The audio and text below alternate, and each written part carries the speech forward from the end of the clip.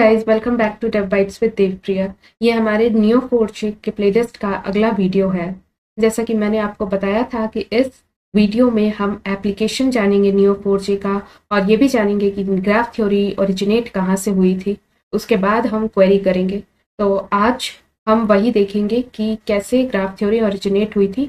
But उससे पहले मैं आपको थोड़ा सा रिवाइज करा देती हूँ। Just a second. राइट। तो ये जो आप देख रहे हो ये कुनिंग्सबर्ग है, और यहीं से सारी ग्राफ थ्योरी ओरिजिनेट हुई थी। बट अभी सबसे पहले हम रिवाइज कर लेते हैं कि अभी तक हमने पढ़ा ये नोड्स एंड रिलेशनशिप्स होते हैं, और इसमें लेबल्स और प्रॉपर्टीज और होता है दो चीज। हमने ये भी पढ़ा क्यों नो सीक्वल में ग्राफ डेटाबेस को सेलेक्ट किया गया और कब कब इसे सेलेक्ट किया जाता है, और सीक्वल में क्या क्या लिमिटेशंस आ रही थी। ये सब हमने अपने लास्ट वीडियो में कर लिया है। अब हम करने जा रहे हैं कुनिंग्सबर्ग का थ्योरी, जहाँ से ग्राफ डेटाबेस का ओरिजिन हुआ है। तो कुनिंग्सबर्ग क्या है? कुनिंग्सबर्ग एक सिटी है प्रुशिया का। राइट। वहां पे क्या होता था, वहां पे लोकल्स जो वहां पे थे, ये पूरा एक सिटी है, छोटा सा सिटी है। तो वहां पे जो लोकल्स थे वो चैलेंज करते थे कि तुम कहीं से भी हमारे सिटी में एंटर कर सकते हो, और पूरा सिटी घूम के कहीं से भी एग्जिट कर सकते हो। शर्त बस इतना है कि तुम्हें सारे ब्रिजेस को, ये जो पर्पल में दिख रहे हैं ना, ये सारे ब्रिजेस हैं, तुम्हें सारे ब्रिजेस को एटलीस्ट वन टाइम कवर करना है, और कोई भी ब्रिजेस को तुम छोड़ नहीं सकते। मतलब सब ब्रिजेस पे एटलीस्ट वन टाइम जाना है, और कोई भी ब्रिजेस ऐसे नहीं रह सकता है जिसपे तुम कभी गए ही नहीं हो। तो इनिशियली बहुत सारे लोग ये चैलेंज एक्सेप्ट करते थे, और सब हार के चले जाते थे। जब हार जाते थे तो लोकल्स यहाँ पे डॉलर बना लेते थे उनसे, और यही प्रोसेस बहुत टाइम तक चलता रहा। लोग आते थे, चैलेंज एक्सेप्ट करते थे और हार के चले जाते थे।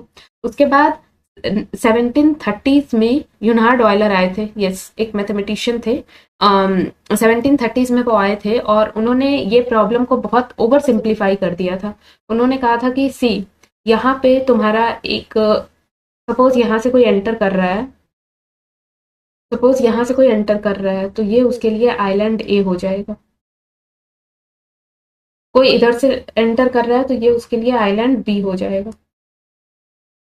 कोई इधर से एंटर कर रहा है तो ये उसके लिए आइलैंड सी हो जाएगा। और ये कहीं से भी एंटर करने का डायरेक्ट नहीं है, तो आइलैंड डी में एंट्री नहीं हो सकती है।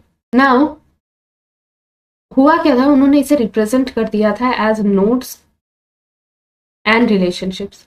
उन्होंने कहा था कि ये ए आइलैंड है, ये बी आइलैंड है, ये सी आइलैंड है, और ये डी आइलैंड है। अब हम क्या कर रहे हैं, दो ब्रिजेस इन दोनों को कनेक्ट कर रहा है, और एक ब्रिजेस सी से सारे कनेक्टेड है। उन्होंने बोला था अगर मुझे एक आइलैंड को क्रॉस करना है, कोई भी आइलैंड हो, तो मुझे एक एक बार इसके अंदर घुसना पड़ेगा और एक बार इससे बाहर निकलना पड़ेगा। तो ट्रैवर्सिंग के लिए एटलीस्ट मेरे को दो बार तो आना जाना पड़ेगा, ठीक है। बट उसके बाद फिर ये चीज चेंज हो गया, और उन्होंने कहा कि अब ट्रैवर्सिंग नहीं देखेंगे, अब हम क्या देखेंगे, स्टार्टिंग और एंडिंग।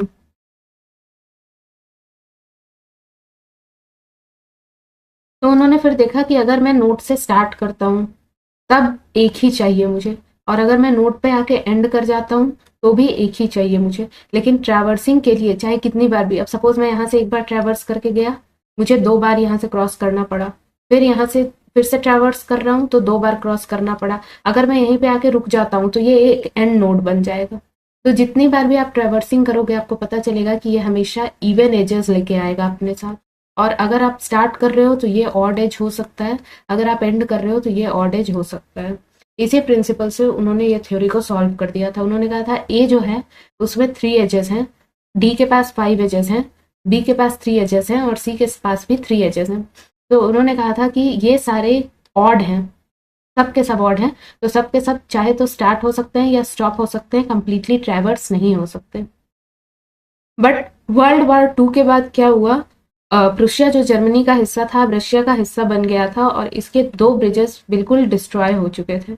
तो अब जो नया सिनेरियो आया था उसके हिसाब से ये ए के अंदर 2 नोट्स थे, डी के अंदर 3 थे एजेस, बी के अंदर 2 एजेस थे, और सी के अंदर 3 एजेस थे। तो यहाँ पे दो नोट्स इवन एज के बन गए थे। दैट मीन्स हम ए और बी को कंप्लीटली ट्रैवर्स कर सकते थे। अब एक को हम स्टार्ट नोड बना दिए, एक को हम एंड नोड बना दिए, या फिर इसको स्टार्ट नोड बना दिए, इसको एंड नोड बना दिए। ये दोनों केस में काम करता था। तो ये ऐसे चलेगा, A to D, D to B, B to C, C to A. Okay sorry, start हम इससे नहीं कर सकते ना, स्टार्ट हम ऑड एज से ही करेंगे। तो 1 2 3 4 5, चाहे तो हमारा ये हो सकता है, या फिर हम इसको चेंज कर देते हैं, उल्टे से कर लेते हैं। अभी हमने इसको स्टार्ट माना था, अब हम इसको स्टार्ट मान लेते हैं। 1 2 3 4 5। तो वर्ल्ड वॉर 2 के बाद ये प्रॉब्लम ही एग्जिस्ट करना बंद कर गया। And that was the origin of graph theory. और इसको इसको नॉर्मली कहते हैं द 7 ब्रिजेस ऑफ कुनिंग्सबर्ग, राइट। अब ग्राफ थ्योरी यूज कहाँ कहाँ होता है? तो सबसे पहला जो प्रॉब्लम है वो है कस्टमर रिकमेंडेशन का। एंड आई होप जो भी मैं यहाँ पे बोल रही हूँ आप लोग इसको ऑलरेडी फील किए होगे या जानते होगे कि कहाँ कहाँ ये सारी चीज़ें यूज होती हैं। अगर आप कुछ परचेज करते हो नेटफ्लिक्स या अमेजोन से, तो वो आपको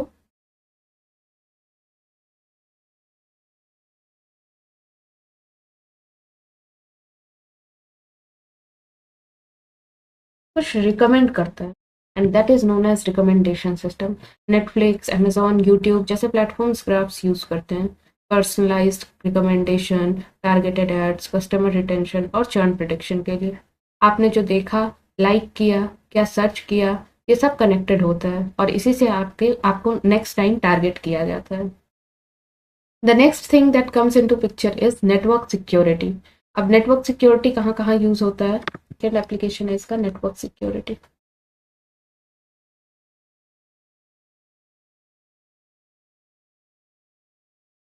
right. Companies graph database use करती हैं साइबर अटैक्स डिटेक्ट करने के लिए, सस्पिशियस कनेक्शंस आइडेंटिफाई करने के लिए, थ्रेट एनालिसिस के लिए। Basically graphs hidden attack patterns को क्विकली आइडेंटिफाई कर लेते हैं, इसलिए हम इसे यूज करते हैं ना। जब ये कर सकते हैं तो फिर नेक्स्ट ऑब्वियसली होता है फ्रॉड डिटेक्शंस एंड ट्रांजैक्शंस का केस।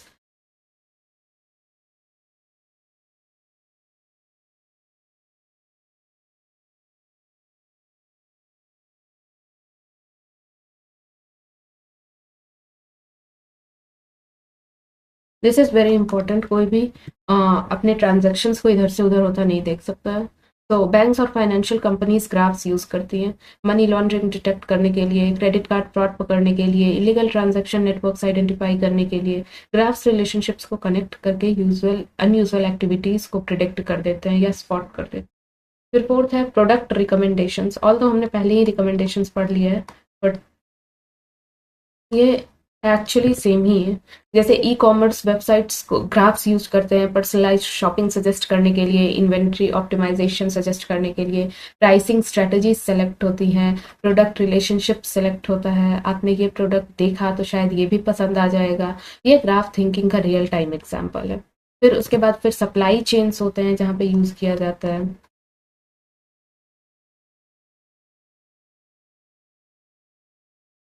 ठीक है, सप्लाई चेन्स में कैसे यूज होता है? ग्राफ्स हेल्प करते हैं राउट प्लानिंग के लिए, inventory management, suppliers analysis and risk detection के लिए। लार्ज कंपनीज अपनी कंप्लीट सप्लाई चेन को ग्राफ के फॉर्म में मॉडल करती है सो दैट उनको बेटर पैटर्न और रिजल्ट मिल जाए। And the best of all, ये यहाँ तक तो अभी भी ग्राफ यूज हो रहा था या ग्राफ के बिना चीजें चल रही थी, बट यहाँ पे आता है जेन एआई का introduction. Now this is very important कि knowledge graphs and generative AI का क्या कनेक्शन है। आज के एआई वर्ल्ड में ग्राफ्स और भी इंपॉर्टेंट हो गए हैं। जनरेटिव एआई एप्लीकेशन को सिर्फ डेटा नहीं चाहिए होता है, उनको कॉन्टेक्स्ट भी चाहिए होता है, और वही काम करता है knowledge graph. Knowledge graph entities और उनके रिलेशनशिप्स को रिप्रेजेंट करता है। For example person, company, product, location, event सब एक दूसरे से कनेक्टेड होते हैं। गूगल सर्च भी नॉलेज ग्राफ्स यूज करते हैं। जब आप किसी सेलिब्रिटी को या कंपनी को सर्च करते हो और साइड में डिटेल्ड इंफॉर्मेशन बॉक्स दिखता है, वो नॉलेज ग्राफ का ही रिजल्ट होता है। तो नियो 4J और जनरेटिव एआई बहुत ज़्यादा एक स्ट्रॉन्ग कॉम्बिनेशंस बन के आ रहे हैं। नियो4j का यूज़ होता है नॉलेज ग्राफ्स बनाने के लिए, वेक्टर सर्च में, रिकमेंडेशन सिस्टम्स में, एआई एप्लीकेशंस में, डेटा साइंस में। इसलिए नियो4j आज जेन एआई वर्ल्ड में बहुत इंपॉर्टेंट टेक्नोलॉजी बन चुकी है। इसके अलावा राउटिंग एंड नेविगेशन में भी ग्राफ का यूज़ होता है। एंड ऑफ कोर्स आपने गूगल मैप्स वगैरह यूज़ किया होगा तो आपको ये पता चलता होगा दैट राउटिंग में कितना इम्पोर्टेंट है ग्राफ का होना। तो गाइस ग्राफ्स लिटरली एवरीवेयर हैं, और तो सोशल मीडिया से लेकर बैंकिंग तक, एआई से लॉजिस्टिक तक, रिकमेंडेशन सिस्टम से साइबर सिक्योरिटी तक, हर जगह रिलेशनशिप्स मैटर करती है। और रिलेशनशिप को इफिशिएंटली हैंडल करने के लिए नियो4j is one of the best graph database available today. तो आई होप कि आपको ये वीडियो हेल्पफुल लगा हो। अगर हेल्पफुल लगा हो तो लाइक करो, शेयर करो, सब्सक्राइब करो, और नेक्स्ट वीडियो में हम सीखेंगे साइफर क्वेरीज के बारे में। So stay tuned.